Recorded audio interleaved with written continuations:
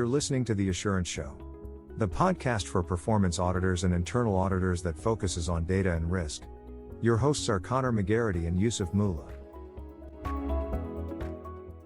Today we have Michael DeCero from TDS. Michael is an Internal Audit Analytics Manager at TDS, where he's been for over 12 years now, I think it is. Is that right?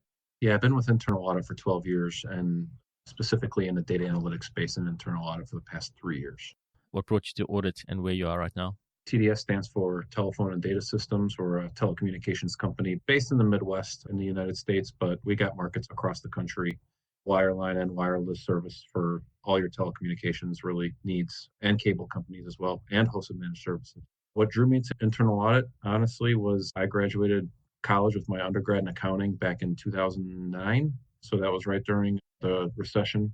It was really challenging to get a job, and I'm like, I got to do whatever I can to get one. I was just telling the story to an intern that's in our group right now, and I said I was applying to everything. I just wanted to make sure I was making decent money somewhere. And if you recall, this was shortly after Sarbanes-Oxley became a thing in 2002. Accountants and auditors were really in high demand, and that's what drew me to it. The reason I've been in internal audit for 12 years is I've gotten really lucky in working with TDS. Not only is it rewarding work, working for a telecommunications company, but they really take care of me too. So that's the biggest reason I've been sticking around in this field for so long. You've been in the data area for the last 3 years or so. What was it about data that excited you or drew you into that?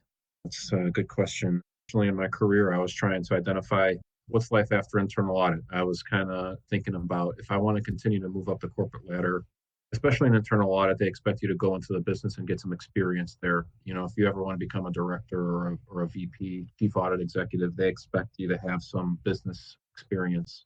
I was working with my leaders on what does that next step look like for me? And the word that kept coming back was accounting. And I said, I'm not interested. I did that in my undergrad, and I started reading just, current trends, whether that's The Economist or other magazines out there, other publishing articles. A lot of good stuff on LinkedIn I follow, and I'm just starting to get a sense that, automation, artificial intelligence is a threat to the workforce and in finance, especially accounting. So I wanted to make sure that I kind of stayed ahead of that curve.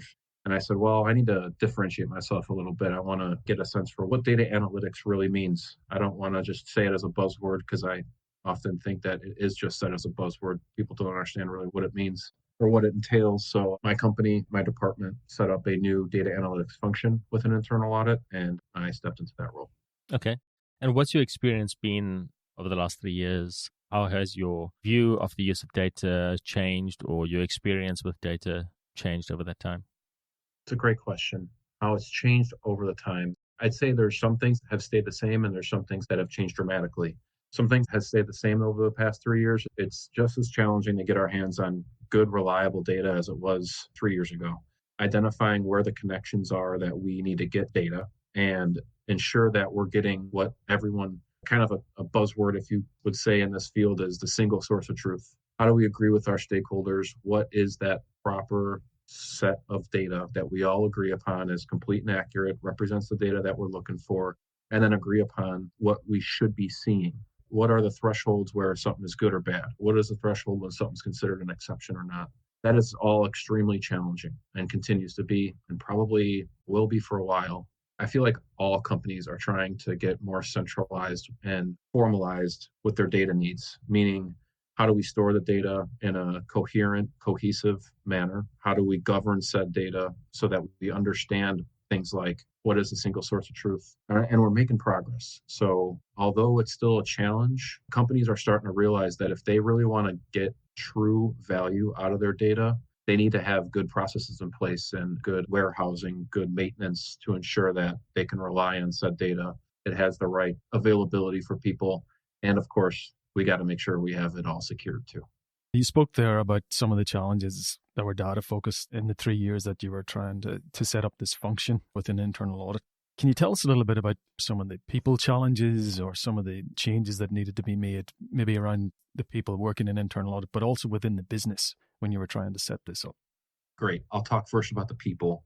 So when I first took this role 3 years ago, I was just an individual contributor. I was just kind of the sole data analytics guy on our team. But as needs grew, we needed to grow the team in order to fulfill those needs. So I hired a few individuals. Now we got a team of about I'd say 2.5, so a couple full-timers and an intern. And we've had to be creative and strategic in our headcount and resourcing needs. Resources and headcounts just don't grow on trees, right? So luckily, I've worked with my superiors and I've had a lot of support to convert some of the operational and financial audit positions that have been vacated over the past 3 years and convert some of them, not all of them, to our data analytics function. As far as process challenges go, and this does include people, it's change. I'd say vast majority of individuals out in the business world, especially in finance, I feel are a little fearful of anything data, really. I don't necessarily think it's just like they're concerned about losing their jobs to automation or artificial intelligence. I think it's more just like heavy mountain of knowledge and skills that you need in order to really do this type of work. I think that might be a little misguided. Don't let fear, stop you. That's been the big hurdle, is trying to convince people, hey, give us the time and space and we can really do some great things with the data that we have in our hands. Instead of us selecting the sample of 30 odd objects to test and report on out of a population of hundreds of thousands, if not millions, maybe we can in fact test the entire population and get much better insights into that data where our stakeholders will appreciate and respect and act upon our findings better. So you mentioned there that in setting up your team, you were able to convert a few of the positions that were vacated. Be really interesting to understand, what was your compelling argument to be able to get those positions enabled within your team?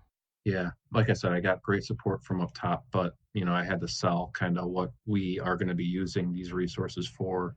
And the big thing that, although we didn't have hard numbers in our kind of business case, if you will, we got close to an estimate of how many hours are we expecting to save with some automation features that we're building out. So Sarbanes-Oxley, for example, here in the States at least, our team, internal audit, spends a third of our audit plan every year on compliance activities, specifically for SOX. That's a repeatable process, and that's done every month or quarter, every year. So we've started to build some workflows that will save the audit team a lot of time. And so, hey, all right, instead of an auditor that's going to come in and do this every quarter, maybe we can build a workflow that will do it for us, or at least maybe do, up to 50% of the work for us. And showing that in order to really realize those gains, we need another resource because we have so many other requests coming in for ad hoc reports or analytics for the various audits that are in process.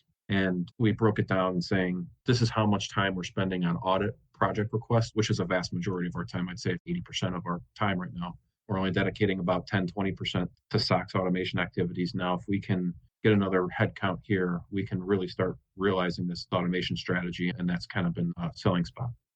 With the team that you're on and the use of data across audits, is it that everybody comes to the central team to enable that part of the audits to be done, or do some of the teams actually use data directly themselves? It's a combination of both. I'd say majority of the former. I'd say if I had to estimate, it's probably 85% of the time they're coming to us with, hey, we have a specific request. We need you to run some analytics, if you will, build some reports for us, dashboards, et cetera, build a workflow to get to some sort of outcome. That's the majority of the time. One thing I would say that we do that I'm really proud of is we use Tableau a lot for our dashboarding, and that gives us an opportunity to have an interactive dashboard that our operational and financial teams can use. So once we coordinate with them and say, here's the data that we have, here's the outcomes we're expecting, here's kind of the visuals we need to help us identify exceptions or something that looks strange or that we want to do further research on, or maybe it's indeed to help us select a risk-based sample. We're able to build those Tableau dashboards that they could kind of filter and search on their own to see if there is, in fact, some, what I call monkey business going on in the data. That's been a real success because any data analytics shop, I think you want to promote data literacy in your department, whether that's internal audit or anywhere. And that's really, I think, driven a lot of that. Our internal audit team, I think that we, as the data analytics function, have done a really good job trying to boost that within our department. So we've hosted some SQL trainings with some select operational financial auditors just to give them a little bit more understanding and ideas of other skills and tools that are out there to get them what they need. The Assurance Show is produced by Risk Insights. We work with performance auditors and internal auditors, delivering audits, helping audit teams use data, and coaching auditors to improve their data skills. You can find out more about our work at data-in-audit.com. Now, back to the conversation. What do you find to be the key challenge in working with other audit teams on scoping and planning their audits? It's a great question. Our team is specifically involved in what can and should the data analytics team give you all. And what I have found to be probably the biggest challenge is agreeing upon a clear enough expected outcome for our team to deliver on. If we were in program development, it's requirements. How do we land on and agree upon what are those requirements that my team is delivering on for any set audit project? I think that's just the nature of this. People who are not involved in data, maybe day to day, have a hard time articulating exactly what they want and know what they want. So it's always going to be a conversation that needs to be had. And indeed, it's probably multiple conversations. But that's been my big push is I am not comfortable agreeing to any sort of timelines or deliverables until we kind of have a documented understanding of what those requirements are for any audit project. And it has been going well. We have some kind of common questions that govern this type of activity. What are you expecting? Do you want an Excel output or do you want a Tableau dashboard? What is the definition of an exception? Another real important one is what are the key attributes of the data set? So when we're getting a table of whatever, 1 million records or rows, and we have up to, I don't know, I've seen up to 50, 100, 200 columns. Okay, I am seeing column X as the one that we really want to base our analysis on. We need to agree with the business that we understand it correctly. And I've been working and getting my master's in data science, more specifically in artificial intelligence now. But whenever you're doing data science work, you're going to spend probably 70 to 80% of your time understanding your data. And that's vital in any role. I don't care if it's internal audit or advanced data science. You need to spend that time to understand your data and know, okay, we're going to base this algorithm, this program, this model on column X. We need to know what column X, Y, Z, or whatever column it is. We need to know what that means. And we need to agree with our business partners that we have our understanding correctly. Until you do that, you really can't move on to your testing. When internal audit teams come to you with an audit that needs to be done, how much of effort do you have to put into explaining what is possible before you can get further into exactly what is then required? Great question. It depends. I'll give 2 examples. For something that might be straightforward, like that we're doing a procurement project right now. We also did an expense reimbursement project earlier this year. You could come to some pretty clearly defined expectations. We want a dashboard of spend by vendor. We want a dashboard of spend by purchase order approver. That's easy. We kind of understand what they're trying to do. They're trying to get a better summarized view of the data so that they can understand it, make sample selections, drive questions, etc. So those are pretty simple. Recent example today that we came across was my team ran a sentiment analysis on some survey responses that we sent out. And I think that this is a great practice we're going to try and implement maybe for as many audit projects as we can. As you are probably familiar, right? You have your planning meetings and field work, and you're having discussions with various stakeholders, process owners to understand their process and figure out what the risks are. Well, for the procurement project that we're running, we actually sent a survey out to various individuals across, I think we sent it to maybe over 200 people, I believe, that's involved in the procurement process in the business. And we had a series of both closed-ended and open-ended questions, multiple choice, and then just free-range questions. The closed-ended questions are easy to report on. How many people selected A, B, C, or D? You could report on that and get a sense for how things are looking. One of the questions we asked was, did you participate in the training that was given over the past, I don't know, X amount of years? Because the company said that indeed they gave this training to everybody, and now we're able to report, did people actually take it? Pretty straightforward, quite easy. What we're learning now is we did some sentiment analysis on the open-ended questions that are just kind of free range. And if you ever have taken surveys like that in the past, you get responses, and there's usually an algorithm that kind of determines is it positive, negative, or neutral. And when we started looking through our results, we saw that we had a lot of errors, I'll just say. I don't know if you want to call them false positives or what have you, but no, we were saying something was positive and really it was more, not even neutral, it was maybe negative. Our model didn't quite predict it correctly. And so now we're saying, well, what we really need to do is kind of have a data science approach where we select a sample of that population and train it first and say, hey, let me run it through my model. Let's see what the results are. Are they right? Are they wrong? Okay, for the ones that are wrong, let's mark them as, hey, model, you did this wrong. try again. This is where machine learning gets kind of involved in training your model to ingest said data and then testing it to see, is it viable? Is it giving you the results that you're expecting? And then, and only then, once you kind of understand that, can you move on to giving other data to do that kind of prediction? And that takes time. We kind of did a real quick turnaround, and now we need to take a step back and be like, all right, if we do this in the future, we need to take much more time. We turn this around like a day or two. We need a week or two to train the data, test it, and get to a more accurate model. That's something that we're seeing more of in a number of areas, and particularly where you have false positives that you want to eliminate, but also other areas. And it can really be very useful. But like you say, it takes a lot of time to make sure that you're selecting the right features and selecting the right algorithm to do the learning and the prediction, etc. Yeah, this is a really interesting topic because I've been thinking about, with us auditors, we want kind of like black and white. Is this an exception? Yes or no? And we want 100% confidence in that answer. Well, we may want to have some sort of language in our audit report that says, we did this and we have, say, 90% confidence in these numbers, right? You can run statistical scores on your models and get what you'd call the adjusted R squared to see, how well is my model performing? What is the error rate? Those types of things. We're not there yet, but we're considering how do we articulate this in an audit sense where we're not saying it's an absolute, but we still fulfill those audit obligations to say what our conclusions are. It's kind of a hard juggling act. What would you say the next step in that particular area would be for you? So going from where that outcome was and where you'd like it to be able to properly produce a result and explain it. Our current intern actually wrote this sentiment analysis model.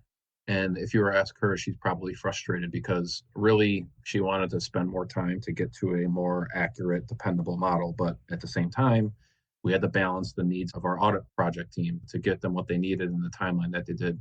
But to me, it's like, no, this is good. Like, all right, maybe we didn't get exactly what we wanted for this particular project, but now we have this model that we can use for future projects. I just asked her today, hey, spend some time over the next month, indeed now training the model and testing it so that we can have that in our back pockets. What I've been finding in this work is scale kind of starts to become exponential. When we run this program for one project, we learn from it and be able to apply it to another project where now if we do another survey for a project, we can easily run the responses through that same program and we at least know what our kind of confidence rating is. And we just keep learning from there. We keep adjusting. The more surveys we send through it, the smarter the model will be. And that way, we're kind of mitigating that. We're actually making progress and getting more reliable results. It's going to take time and it's going to take iterations to get there. One of the important things there in that approach sounds as if there's a real experimental mindset or almost some allowance or some acknowledgement that you won't get things right every time or first time, and it might take a little bit of time to actually start delivering on the results. Can you talk to us a little bit about the importance or how you went about getting that leadership buy-in to allow that experimentation to happen? I think a lot of it, again, I got lucky. I think we have a pretty good tone at the top. My VP and director, the tone at the top has been data analytics needs to be deployed for every audit project. That's really been the message from the top, and that's paved the way for us. So anything in audit, anything in the business world, you need that tone at the top. How did he get that sold to his superiors? I think that people are open to new ideas. I think here, does change happen too slowly? Yes. But people do want to explore what are the current trends in the marketplace. And so that's our culture here. That's probably the most important factor in our success so far. You spoke about key challenges. What do you see as the key opportunities for you and your team and the broader internal audit team over the next few years in using data?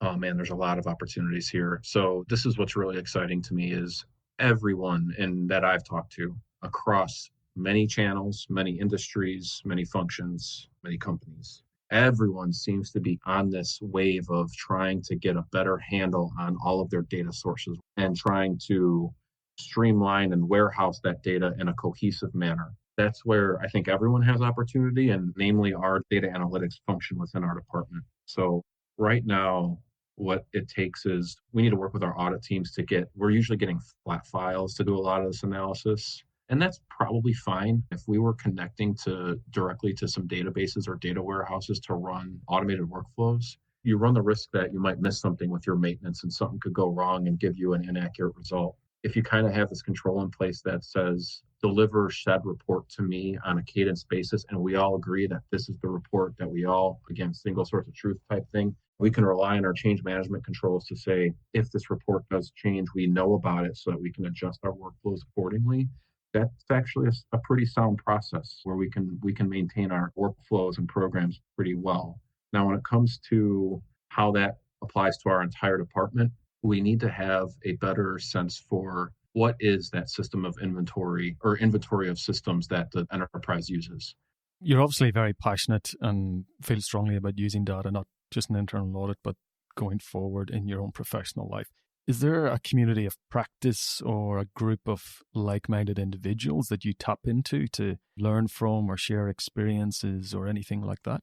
It's interesting you ask that because I just got invited on LinkedIn. Somebody reached out to me last week about this program that sets up these random video discussions with other data interested people around the world. I keep in touch with a lot of people that I have known in previous roles, specifically in internal audit, operational financial roles. And they've moved on to other organizations or other departments. And I just keep in touch with them because honestly, everyone that I talk to, whether they're in IT, finance, marketing, everyone is starting to learn how to use data because they're like, oh, we can actually get a lot of value out of this. So I find a lot of value in just keeping up with people that I've worked with in the past. Hey, what are you doing with data these days? And then a lot of it is supplemented by my master's program. I'm taking discrete mathematics right now. And as a class, we're having debates of things like abstract as was mathematics invented or discovered? And I like that kind of stuff. So there's people out there that are really interested in this stuff. And I consider myself to be one. What does the next 5 years hold for you? Over the next 5 years, I do plan to get some sort of role within the business where, again, I think I said, if I ever want to come back and audit and move up the chain, I need to get that experience in the business. And that's kind of where I see my next step is maybe getting into some sort of like data engineering role so I could get some more hands-on experience of managing these databases to get set insights. How do you balance structured database for structured data compared to unstructured data? How do you balance that with how much it costs? How do you have all these different systems talk to each other? That's a really interesting challenge to me. And I think it's a question that everyone's kind of asking right now. And I want to get in on that work. After 5 years, I'll be done with my artificial intelligence degree. And then who knows what 5 years is going to look like from now, because things seem to change pretty rapidly these days. So as a data-focused internal auditor, what are some of the key things you've learned or developed in that realm that are going to hold you in good stead in the future? For internal audit specifically, what it's really taught me is how do you bring together the people that know the business and the people that know the data and get them to agree on something? That has been a huge challenge, and I wonder why is that? And I think it's because the people that are really good with the data don't always think about, they're so passionate about it. They so much enjoy just looking at a data set and saying, oh, I could do it this way, or I could do it that way. So they often don't think like, what's really going to drive the bottom line here? They're not thinking of what the investment and dollars are. They're just thinking about what seems cool. And I've kind of learned to be taking that step back and start with the customer need first. That's just something from an old Steve Jobs interview. And he said when they first were starting up, they were like, oh, we can offer this really cool product because it does X. And they struggled at first because they weren't listening to their customers. Let's start with that and work backwards from there. Start with what the customers want and then build the technology according to that. That's good advice. If you had to choose one project that you've been involved in that used data within audit and that produced a good result, what would you say the key success factor for that would have been? Glad you asked. I think it is kind of what I just said is understanding your customers' needs and aligning on what those expectations are. That's been the biggest success factor so far. And I mentioned my passion about data governance in our pre-call. We're running a data governance project right now. So, okay, what are all the tables out in our databases that we really care about that has sensitive data, customer private information, financially relevant information? How do we want to agree upon with our stakeholders? What are all the tables that we indeed want to look at? Things like, is the records retention policy being followed? Are there records out in our databases that are, 10, 20, 30 years old? Okay, how many records are that old? How many are in non-compliance with some of our other policies? Getting all of that defined, all of those requirements defined and agreed upon is vital. What's the best way to find you and connect with you, Michael? Find me on LinkedIn. That's probably the best spot. And I'm pretty active on there. So I'm on there usually every day because that's where I've found the most, kind of, as you asked before, those like-minded individuals. And I follow a lot of data science channels on there. There's one channel in particular. This is for any nerds out there like me. It's called Towards Data Science. A lot of technology channels out there are very high level and can be a little trendy and buzzwordy. And I don't get a lot of value out of those. So I really try and find the technical ones that talk about the approach and process that some companies are using for whatever type of analysis. And that's one that I get a lot of value on. There's a lot of others out there too. But for me personally, just find me on LinkedIn. We'll put it up in the show notes. Michael, thank you for joining us today. Lots of good insights there. My honor. Really appreciate talking to you guys today. If you enjoyed this podcast, please share with a friend and rate us in your podcast app. For immediate notification of new episodes, you can subscribe at assuranceshow.com. The link is in the show notes.